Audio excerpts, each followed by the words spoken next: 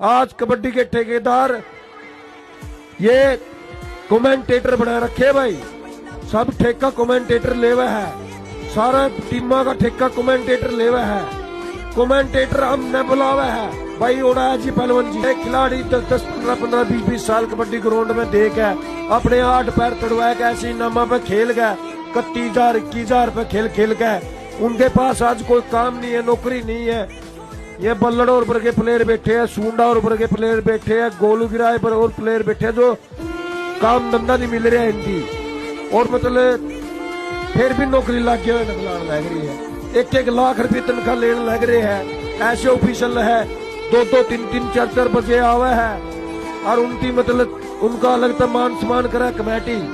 और इन पुराने खिलाड़ियों की इज्जत करो, इनकी बाहर कर दो भाई कबड्डी के ठेकेदारों से, कोई भी हो भाई। तो सारे कमेटियों से अनुरोध करना चाहूंगा मैं